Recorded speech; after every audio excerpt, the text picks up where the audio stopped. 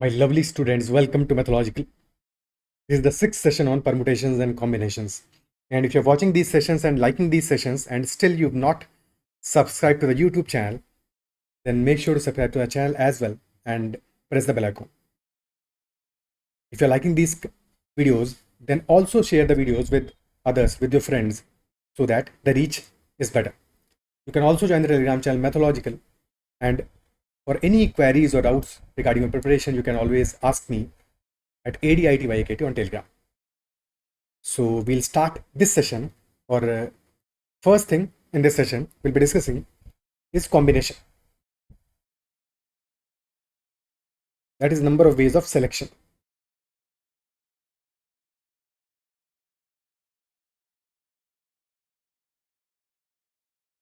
Number of ways of selection. So if let us say R items are to be selected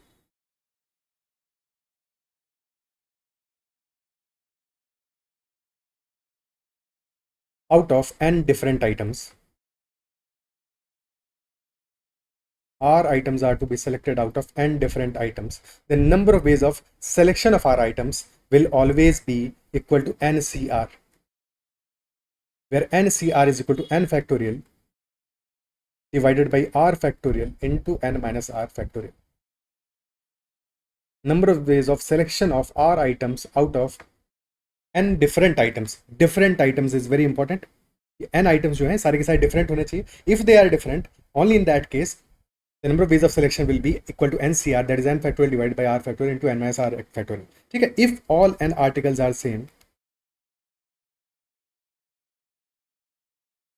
same,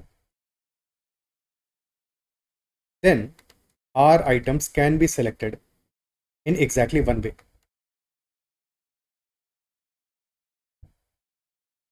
In exactly one way. तो अगर सारे के सारे article same हैं, in that case selection का एक ही तरीका होगा, बिकॉज किन्हीं भी आर आर्टिकल्स को सेलेक्ट करो, they will all B same, isn't it so? They will all be same, so that is why selection का एक ही मेथड होगा. But if n items are different, then R items select करने के लिए we'll be using NCR. This difference is very important, very crucial. Okay. Also another bit, that when we are selecting R items, selection of R items is same as rejection of the remaining. So this is same as rejection of remaining, और remaining कितने बचेंगे? Total n है, r select कर लिए, n minus R बचेंगे, तो this is same as rejection of n minus R. ठीक है. तो जितने तरीके सिलेक्शन के हैं उतने ही तरीके आर आइटम से सिलेक्शन के जितने तरीके होंगे उतने ही तरीके होंगे टू रिजेक्ट आर आइटम्स, क्योंकि सिलेक्शन और रिजेक्शन एक जैसा ही है भाई. अगर हमने आर आइटम्स को सेलेक्ट किया तो we also rejected n minus r items, तो selection of r items is same as rejection of n minus r items or rejection of remaining items. So NCR is number of ways of selection of r items, and rejection of n minus r वो क्या होगा? NC, क्योंकि इस बार n minus r items है तो this is NC n minus r. So NCR will be equal to NC n minus r. Very important principle. When you are selecting r items, n minus r को reject कर रहे हो तो उनके rejection के भी तरीके उतने ही होंगे जितने r items के सिलेक्शन के तरीके होंगे. Selection and rejection are one और द सेम थिंग. ठीक है. मैथमेटिकली सेम है, अदरवाइज तो जिंदगी में दिल टूटेगा तो वो बात अलग है, बट मैथमेटिकली दोनों बातें सेम है. ठीक है, कि सिलेक्शन के जितने नंबर ऑफ वेज होंगे उतने रिजेक्शन के भी होंगे. एक तरीका है सिलेक्शन का, एक है रिजेक्शन का. ठीक. So anyway, so that is the point. Okay, अब इसको थोड़ा सा और एलेबोरेट करते हैं और बेटर तरीके से समझते हैं. तो एक एग्जांपल लेते हैं. Late us say we have 5 letters. हमारे पास 5 लेटर्स हैं, ए बी सी डी ई. ध्यान से बात को समझना, बड़ा आसानी से हम चीज़ों को समझेंगे, बहुत डिटेल में समझेंगे. ठीक है. So if we have let us say 5 letters, we have to arrange 3 out of 5 letters. Already we've done similar questions और बहुत ही सिंपल क्वेश्चन है. Arrange 3 out of 5 letters. ठीक है. So if we have to arrange 3 out of 5 letters, so basically to arrange 3 letters out of 5 हमें क्या करना है? We have to select 3 letters first. तो सेलेक्ट करना है पहले 3 को एंड देन अरेंजमेंट करना है. But already we've seen one method जहां पे कि हमने सिलेक्शन करके अरेंजमेंट नहीं किया, डायरेक्टली अरेंज किया. कैसे अरेंज कर रहे थे कि if you have to arrange 3 letters out of 5, तो हमें पता है कि 3 लेटर्स है, 3 स्पेसेस होगा for those 3 letters. Now we have 5 different letters A B C D E. So for the first place, number of choices कितना है अपने पास? फर्स्ट प्लेस पे वी कैन हैव ए और बी और सी और डी और E. So basically for the first place we have 5 choices and one of these 5 we must have selected. So let us say we've selected B. तो अब choices कितनी बची हैं? 4 बची हैं. A, C, D, E. 4 choices are available. और इनमें से let us say we've selected D. So now 3 choices are available for the third place. So 5 into 4 into 3, number of ways will be 60. So in 60 ways we can arrange 3 out of 5 letters. ये बात clear है कि we can arrange 3 out of 5 letters in 60 ways. समझ में आती है बात? कोई दिक्कत नहीं. ठीक है, अब इसको एक तरह से ऑब्जर्व करो. So this is same as, देखो अभी हमने देखा है selection, but permutation is selection plus arrangement. So this is same as permutation.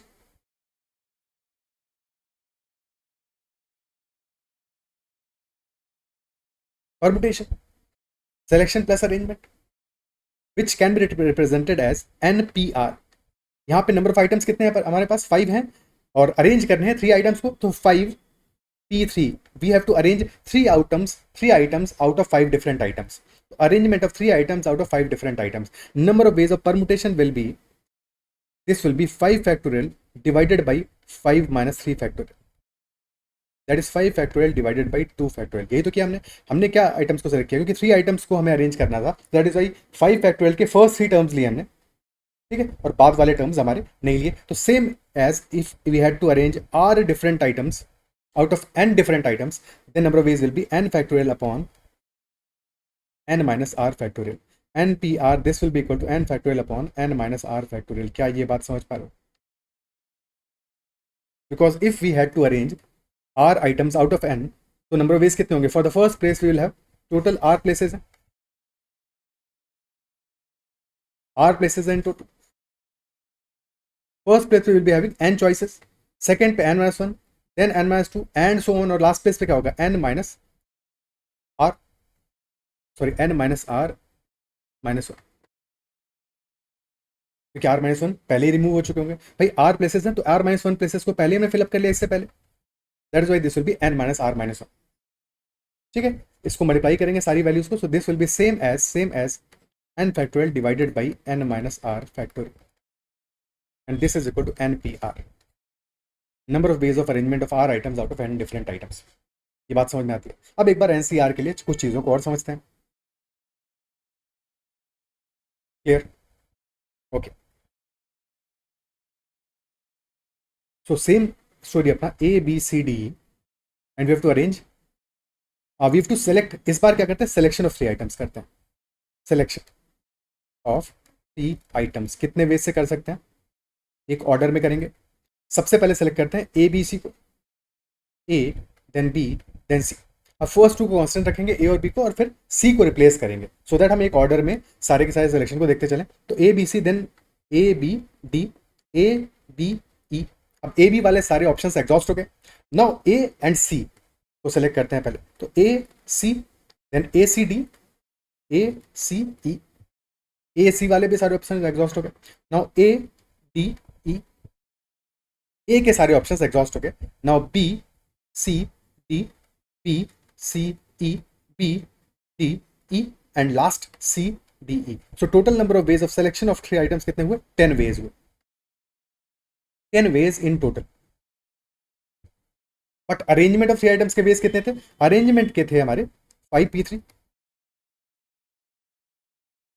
That was equal to 60, 5 factorial by 2 factorial.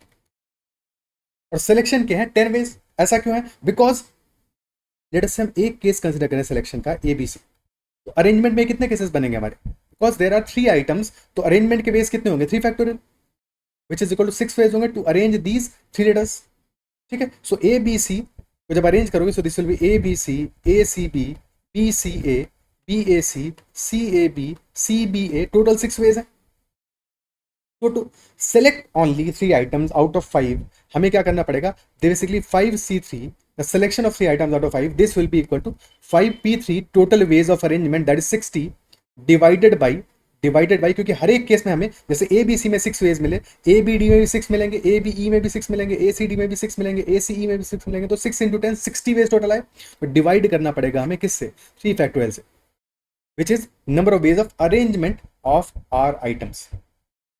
अब अगर अभी भी तुम इस बात को नहीं समझ पाए हो तो इस बात को एक बार फिर से लिखते हैं कि अगर n आइटम्स में से हमें r आइटम्स को सेलेक्ट करना है तो NCR will be equal to NPR divided by, क्योंकि r आइटम्स को जितने तरह से अरेंज किया है, सिलेक्शन तो हर एक केस में आर ही आइटम्स का हुआ है, उन्हीं सेम आर आइटम्स का हुआ है। जैसे कि यहाँ पे सिलेक्शन तो ए बी और सी नहीं तीन का हुआ है, अरेंजमेंट इंपॉर्टेंट नहीं है सिलेक्शन में, तो दैट इज वाई हम डिवाइड करेंगे अरेंजमेंट वाले बेस से, यानी कि आर फैक्टर से डिवाइड करेंगे। तो this will be equal to N P R was N factorial upon N minus R factorial divided by R factorial. तो यहाँ से हमारा एन सी आर बन जाता है equal to N factorial divided by N minus R factorial into R factorial.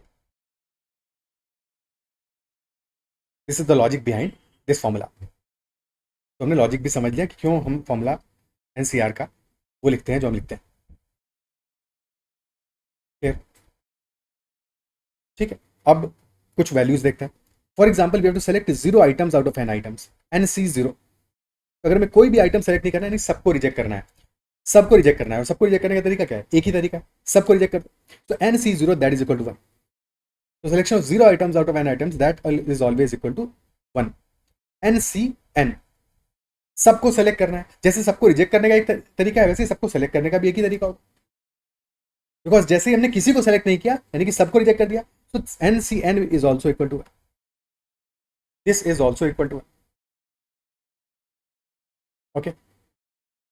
Now N C one, selection of 1 item out of N items. N item सारे distinct हैं, एक को सेलेक्ट करना है तो फर्स्ट को करोगे या सेकंड को या थर्ड को या फोर्थ को या फिफ्थ को या एनथ को। तो टोटल वेज कितने होंगे? That will be 1 + 1 + 1 n times, यानी कि this is equal to n. N C one is equal to n, फॉर्मुले में अप्लाई करके भी देख सकते हो। These values are important. NC0 is 1, NCN is 1, NC1 is also n. Okay.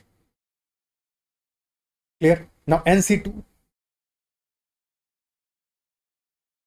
NC2 is basically n factorial divided by 2 factorial into n minus 2 factorial. n factorial क्या हो जाएगा? This will be n into n minus 1, और इसके बाद में फिर अपना क्या आएगा? n minus 2 factorial ही आने वाला है। तो divide by 2 into n minus 2 factorial. तो n minus 2 factorial gets cancelled out, तो बच जाएगा ये n into n minus 1 by 2. Similarly, NC3, this is first 3 terms of n factorial. So n into n minus 1 into n minus 2 divided by 3 factorial. Similarly, अगर मैं NC4 करना हो तो क्या करेंगे? n factorial के first 4 terms लिख दो न्यूमरेटर में, n into n minus 1 into n minus 2 into n minus 3 divided by 4 factorial.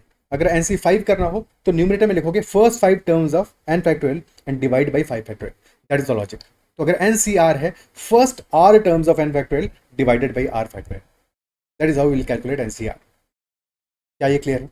Because अब हम वैल्यूज पे चलेंगे, अननोन वैल्यूज के साथ में काफी कर लिया, काफी खेल कर लिया। अब हम सीधे सीधे वैल्यूज पे चलते हैं। सो let us say we are calculating 3C2. What is 3C2? We know कि NCR is equal to NCN minus R। ठीक है, तो डायरेक्टली हम लिख सकते हैं 3C2 is nothing but 3C3 minus 2, यानी कि 3C1, and 3C1 is equal to 3। Now 4C2, this is 4 into 3 divided by 2, which is equal to 6. 4C3, that is same as 4C, 4 minus 3 or 4C1, which is equal to 4. 5C2, this is 5 into 4 by 2, which is equal to 10. 6C2, this is 6 into 5 divided by 2, which is equal to 15. 7C2, 7 into 6 by 2, 21. 8C2, 8 into 7 by 2, that is 28. Now NC3 की बात करते हैं. So let us say we are talking about 5C3. 5C3 will be same as 5C 5 minus 3 or 5C2, and 5C2 is 5 into 4 by 2, which is equal to 10. Now 6C3. So 6C3, 7C3 and 8C3. 6C3 6 into 5 into 4 divided by 3 factorial, और 3 factorial होगा 3 into 2, which is also 6. तो 6 से 6 cancel out हो जाएगा, this will be 20. So 6C3 is 5 into 4, that is 20. 7C3, 7 into 6 into 5, first 3 terms of 7 factorial divided by 3 into 2. तो again 6 से 6 cancel out होगा, this will be 7 into 5, which is 35. तो मैं क्या करना, 6C3 में 6 5 4, तो 5 into 4 is 20. 7C3 में 7 into 6 into 5, क्योंकि 6 cancel out हो जाएगा, 7 into 5 35. और 8C3 में भी सेम लॉजिक से, बिकॉज 8 into 7 into 6 है, 6 तो कैंसिल आउट हो जाएगा, तो हो जाएगा this will B 8 into 7, that is 56. Directly हम करेंगे 8 इंटू 7 दैट इज 56। ओके, क्या ये अप्रिशिएट कर पा रहे हो? क्लियर है? ठीक है। नाउ 8C4, अगर 8C5 होता तो 8C5 तो हमें पता है दिस इज 8C3 ओनली, और 8C3 निकाल चुके हैं, that is 80 into 7 that is 56। But 8C4, first four terms of 8 factorial 8 into 7 into 6 into 5 divided by 4 into 3 into 2। 4 into 8 है, 8 से 8 कैंसल्ड आउट, 3 से बचा 2, so this will be equal to 70. This value will be equal to 70, and 8C5 is equal to 8C3. Now 9C3, that will be 9 into 8 into 7 divide by 3 into 2। अब logic समझ में आ गया होगा। तो 3 से गया 3 बचा, 2 से बचा 4, so this will be 84. 9C3 is equal to 84. Okay, now let us say question कह रहा है 15C12। तो अब 15 फैक्टोरियल के फर्स्ट 12 टर्म्स को लिखो, फिर 12 फैक्टोरियल से डिवाइड करो। इससे बेटर क्या है?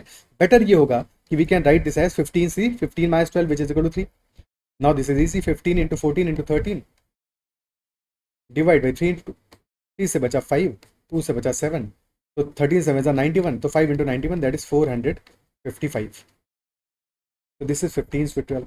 सिमिलरली अगर मैं लिखा है 193C 191, तो this is nothing but 193C2। 193 into 192 divided by. अब तक लॉजिक समझ में आ गया होगा कि कैसे हमें क्वेश्चंस को हैंडल करना है। कभी भी वैल्यूज आ रही हैं तो उनको कैसे हैंडल करना है। अब क्वेश्चंस पे चलते हैं straight away. With that knowledge अब क्वेश्चंस पे चलते हैं।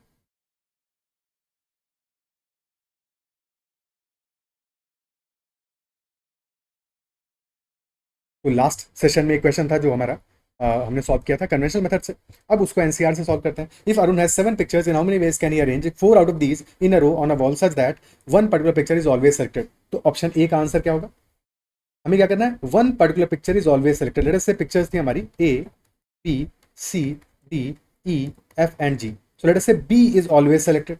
तो अगर बी को हमेशा सेलेक्ट कर रहे हैं तो बी को तो हमेशा ही सेलेक्ट करना है। एक पिक्चर है और उसको हमेशा सेलेक्ट करना है, सो इस बी को सेपरेट कर लो and this has to be always selected. तो 1C1 एक है और इसको हमेशा सेलेक्ट करना है 1C1, ठीक है, मल्टीप्लाइड बाई, अब रिमेनिंग 6 में से out of these remaining 6 pictures we have to select 3 because total 4 है जिनको अरेंज करना था। पहले सेलेक्ट कर लेंगे फिर अरेंज कर लेंगे। तो now we have to select 3 pictures out of 6, तो इनटू 6C3, तो this is selection of 4 pictures, और फिर अरेंज भी करना है तो multiplied by 4 factorial. This will be our answer. 1C1 is equal to 1, 6C3 is equal to 5 into 4 20, and 4 factorial is equal to 24. So answer will be 480, 480. Answer in this case will be 480, that is 480. Second case, case number B. In case number B, we have to not select one particular picture in any case, यानी one particular picture is never selected। तो अब B को ही मान लेते हैं, तो B को कभी भी select नहीं करना है, never has to be selected, यानी कि 1C0 1 में से 0 कभी भी सेलेक्ट नहीं करना है। एंड देन रिमेनिंग 6 में से वी हैव टू सेलेक्ट 4, तो into 6C4 into 4 factorial. Now 1C0 is equal to 1, 6C4 is equal to 6C2, और 6C2 होता है 6 इंटू 5/2 यानी 15 multiplied by 4 factor which is 24। So this will be equal to 360, 360 will be our answer. Simple हो गया question. Clear है? Appreciate कर पा रहे हो? समझ पा रहे हो? ठीक है। सो हमारा आंसर हो गया इस केस में 360, 480 in the first case, 360 in the second case. First case में क्या हो रहा है? One particular picture is always selected. Second case में क्या हो रहा है? One particular picture is never selected. अब एक बात बताओ, किसी पिक्चर को या तो सेलेक्ट करोगे या नहीं सेलेक्ट करोगे, यानी कि either the picture will be selected और the picture will be rejected. दो ही तो केसेस हैं। तो क्या हमने ऑप्शन ए और ऑप्शन बी में सारे केसेस नहीं कंसिडर कर लिए? all the cases have been considered because either a picture will be selected or a picture will be rejected। और क्योंकि एक ही पिक्चर की बात है तो a प्लस बी में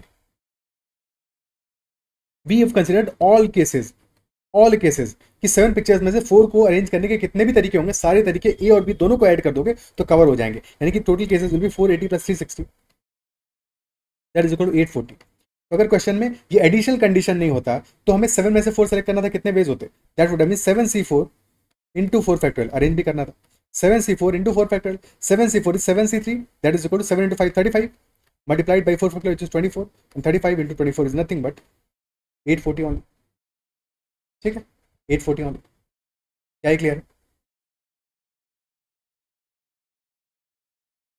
एंड सच केसेस जहां पे कि हमने सारे ही केसेस कंसिडर कर लिए, so these things are also known as exhaustive events. बाकी प्रोबेबिलिटी में इसको और डिटेल में समझेंगे, but these things are also known as exhaustive event, कि जितने भी ऑप्शंस थे उन सबको हमने एग्जॉस्ट कर दिया। ठीक है, इधर पिक्चर विल बी सिलेक्टेड और रिजेक्टेड, और सारी की सारी पिक्चर्स में जितने भी केसेस बनेंगे सारे केसेस हमने सेलेक्ट कर लिए। तो जब सारी चॉइसेस ऐसी देख ली तो that is exhaustive case. Okay, so next question, in how many ways can three letter words be formed using the letters of the word hand while repetition is not allowed? We have to form three letter words using the letters of the word hand, और repetition allowed नहीं है। hand में we have total 4 letters H, A, N and D, and we have to make 3 letter words। words बना रहे हैं यानी कि arrange भी करना पड़ेगा, अरेंज भी करना पड़ेगा। पहले सेलेक्ट करेंगे 3 लेटर्स को और फिर अरेंज करेंगे। तो first selection and then arrangement and any multiplication. So selection of 3 letters out of 4, that is 4C3, and arrangement will be 3 factorial, and any multiplication 4C3 is equal to 4C1, that is equal to 4 into 3 factorial is 6, 4 into 6 total ways will be 24. So in 24 ways we can make 3 letter words using the letters of the word hand. Okay, ठीक है, next आगे बढ़ते हैं। In how many ways letters of the given words can be arranged to form words with और without meaning, यानी कि हमें words बनाने हैं, मीनिंग हो नहीं हो फर्क नहीं पड़ता, बेसिकली लेटर्स को अरेंज करना है जो भी हमें किसी पर्टिकुलर वर्ड में गिवन है। तो question part A, word is cruelty.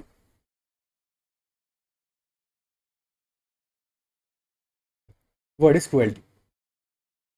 तो क्रुएल्टी में we have total 7 letters and all letters are different, all 7 letters are different. तो number of ways of arrangement कितने आ जाएंगे? all 7 are different, so this will be equal to 7 factorial, and 7 factorial is equal to 5040. all 7 are different, CRUELTY,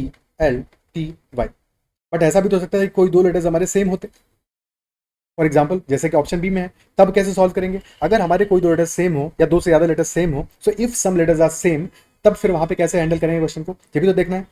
इसको भी एक बार समझते हैं। For example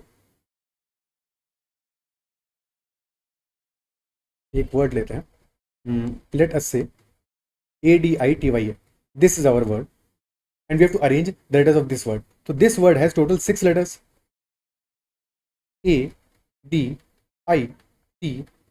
but there are 2 A's, ये 2 हैं। ठीक है, अगर all letters distinct होते, if all letters were different, then number of ways of arrangement कितना होता? 6 factorial. But in this case we have total 6 letters but 2 are A's, there are 2 A's. Now let us name these A's as A1 and A2, A1 and A2। अगर हमने letter से एक word बनाया ADITYA, जहाँ पे कि A1 is coming first and A2 is coming last, एक word हो सकता है जहाँ पे कि ये दोनों स्वैप कर जाएं, यानी कि A2 comes first, A2DITY and then A1। अब देखो A2 A1 बस तुम्हें समझाने के लिए लिखा है मैंने, otherwise both are A's, this is also A, this is also A, both are same. ठीक है, तो क्या दोनों वर्ड्स डिफरेंट हैं? Both words are spelled exactly same, both are exactly same, but in this 6 factorial हमने सारे arrangement consider किए होंगे, हमने इनको डिफरेंट कंसिडर किया होगा। एवरी टाइम जब A1 और A2 ने आपस में अरेंज किया होगा, यानी कि उनकी जो पोजीशंस है वो सेम रही, बट आपस में दे अरेंज्ड। सो हर एक टाइम पे we have counted these A's 2, हमने इनको 2 वर्ड्स की तरह काउंट किया है, but these words are actually 1, same ही वर्ड है। तो इसके लिए हमें अरेंजमेंट करना पड़ेगा, इसके लिए हमें क्या करना पड़ेगा?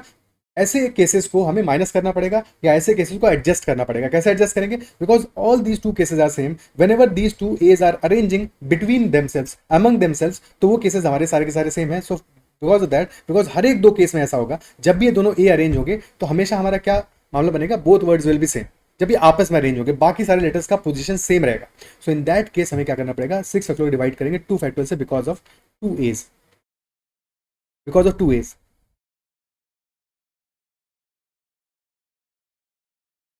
ओके, एक और एग्जांपल लेते हैं।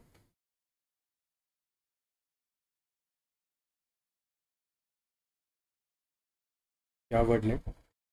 चलो फार्मा ही ले लेते हैं। फार्मा सिंपल केस है। फार्मा में कितने लेटर्स हैं? 6 लेटर्स इन टोटल। तो if all letters were distinct तो 6 फैक्टोरियल होता, but since 2 as are there, बाकी सब तो डिस्टिंक्ट है, तो डिवाइड बाई 2 फैक्टोरियल करेंगे।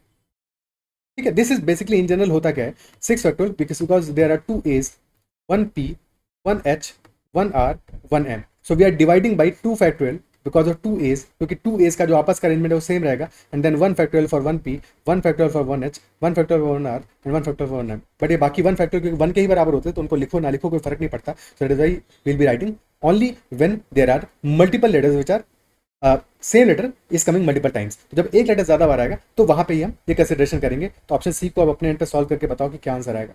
Statistics.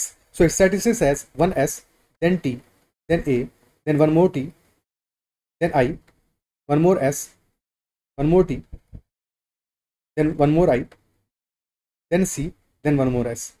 So there are 3s, 3t, 1a, 2i, 1c. Total letters are 6 plus 4, 10.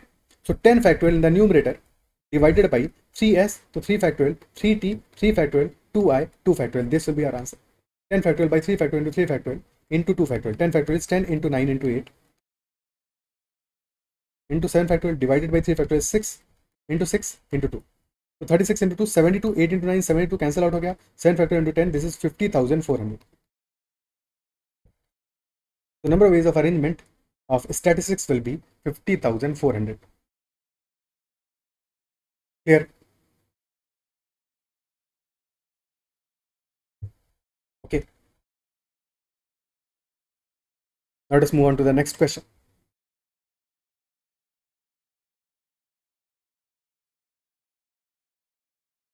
In how many ways letters of the word special can be arranged such that vowels are at extreme positions? First question है vowels extreme positions पे, second question है vowels are at even positions. Again pause the video and try to solve it yourself. So letters of the word special. Now special also has all letters different. SPECIAL, all letters are different. First condition है vowels are at extreme positions. तो vowels कितने हैं? Special में S, P, C, L, these are consonants, and then E, I and A, these are vowels. 4 consonants and 3 vowels. And first part A, vowels are at extreme positions. Extreme positions यानी कि end positions पे, in the start and at the end. Total letters are 7. So vowels should be here and vowels should be here. Both these positions will be filled by vowels only. There are 3 vowels. So let us say if we are filling this position first, so we have 3 choices, E, I and A. 3 choices for this position. अब इन 3 में से कोई एक fill करेंगे. So 3 choices for this position. Let us say we filled E. So for this position now we have only 2 choices. I और A बचा. 2 choices. अब एक और हमने यहाँ फिल कर दिया. Let us say A fill कर दिया. तो now 1 vowel is remaining. Right, 2 vowels have been filled, but एक vowel बचा है और 4 consonants बचे हैं. So now we have SPCL, 4 consonants and 1 vowel. कोई और सेलेक्ट किया होता तो कोई और vowel बचता, but in the end 4 consonants and 1 vowel बचता ही बचता. तो 5 options for this place. Then कोई एक सेलेक्ट हो जाएगा, then 4, फिर कोई एक सेलेक्ट होगा, 3, then 2, then 1. So this will be answer will be, सबको मल्टीप्लाई करोगे बिकॉज सारे प्लेसेस को सेलेक्ट करोगे तभी तो वर्ड बनेगा. This will be basically 3 into 2, 6 into 5 factorial. So 6 into 120. Which is equal to 720. So total number of ways will be 720 in this case.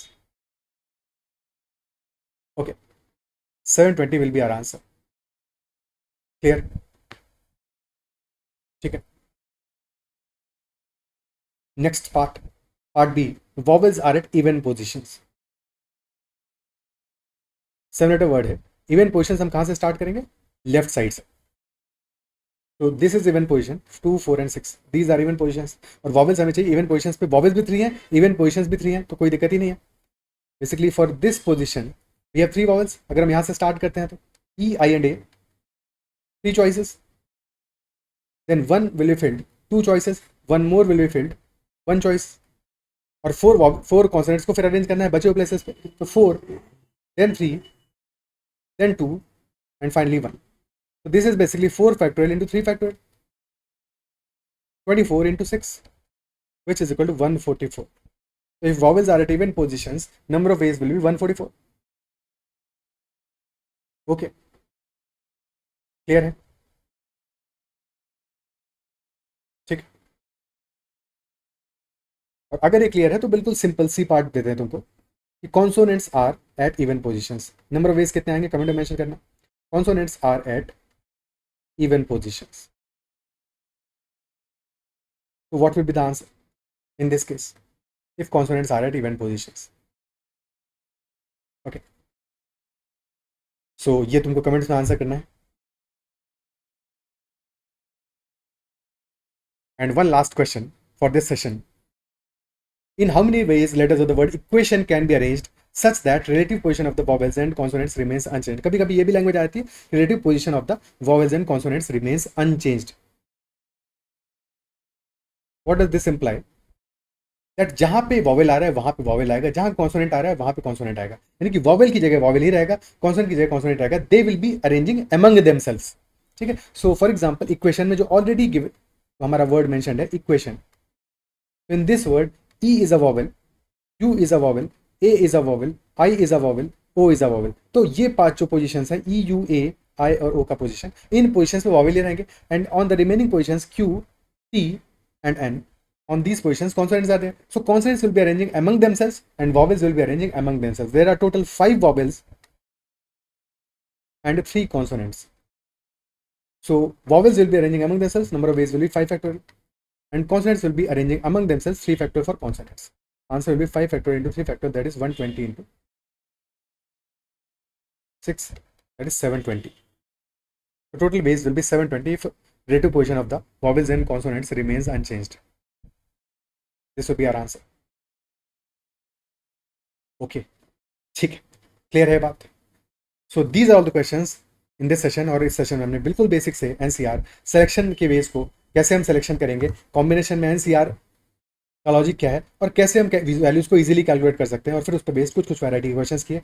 Next session will be doing some more better questions on these particular understandings on these concepts. और अगर तुम्हारा कहीं पे भी कोई doubt रहता है, जो भी चीज़ हमने डिस्कस किया आज के सेशन में, अगर कहीं पे भी कोई डाउट है तो make sure to comment about that doubt. And if you like the session then make sure to hit a like button as well.